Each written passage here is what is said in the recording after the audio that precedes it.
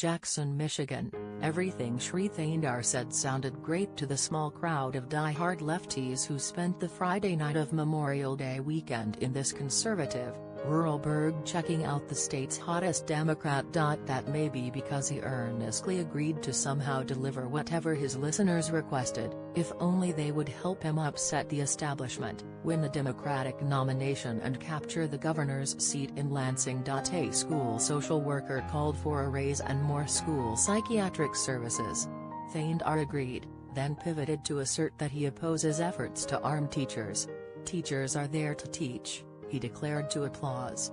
An activist demanded he pledge that a first order of business as governor would be to add civil rights LGBTQ protections to the state's anti-discrimination statute, and he readily made the vow.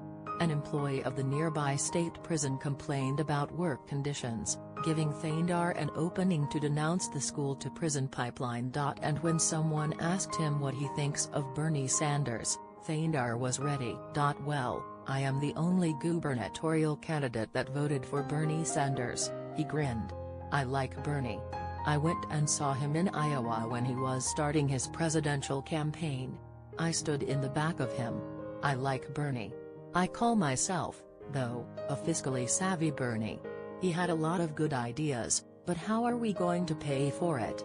We need to find ways to pay for it. And in that answer is the peculiar spectacle of the Thayndar candidacy at work. He's a 63-year-old millionaire chemist and entrepreneur who took advantage of the fact that only a few months ago, when he launched his quixotic, self-financed campaign for Michigan governor, he was utterly unknown. Upon that blank canvas, he's spent $3 million and counting in TV ads to paint an image as a Sanders acolyte with big progressive ideas who disarms skeptics of his accent. Thayndar is an Indian immigrant and his non-European name with endearing, self-effacing jokes. As a result, he now has higher name recognition than former state Senate Democratic leader Gretchen Whitmer, the presumed Democratic frontrunner. Since March, several polls have had him in a statistical tie with Whitmer, with the most recent giving Thayndar a 3-point lead. Thayndar has pledged $6 million of his own money to his campaign, which made a big splash with a debut TV commercial during this year's Super Bowl. Until last week, with less than 2 months until the August 7th primary, he was the only Democratic candidate to run TV ads. Thayndar successfully packaged himself as a big spending, soak the rich, free everything for all Sanders devotee. But more significantly, he uses the word progressive as often as possible as a brand signifier to an electorate getting to know him for the first time. I'm a person who has lived a progressive life, who has strong progressive views, Thayndar told the crowd in Jackson. No other candidate has more progressive views than me. So why are so many Democrats anxious, angry and downright hostile to Shri Thayndar's candidacy? To many in Michigan, Thayndar's explosive burst onto the political scene is a partisan mirror image of the trajectory of another oddly coiffed, thick-accented businessman turned politician. And as establishment Republicans in 2015 and 2016 did with Donald Trump, Democrats here question what Shri Thayndar really believes.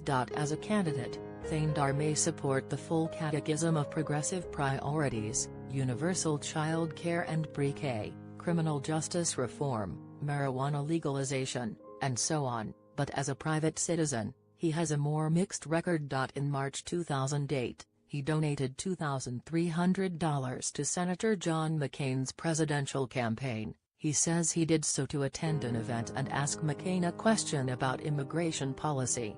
That same year, on the third page of his self-published memoir, The Blue Suitcase, Thayndar venerated Howard Rourke, the hero of Ayn Rand's The Fountainhead, as an exemplar of American individualism. More recently, C-SPAN footage unearthed by The Intercept shows Thayndar attending a 2016 campaign rally for then GOP presidential hopeful Senator Marco Rubio, nodding and applauding the Florida senator's conservative message and attacks on Hillary Clinton, and ultimately introducing himself to Rubio and asking for a photo. A wealthy first-time candidate prone to lofty, unverifiable claims, vaulting to the top of the polls in a high-profile race by wrapping himself in the cloak of a movement he had little connection to before his campaign launch. For months, Democrats opposed to Thundail's candidacy have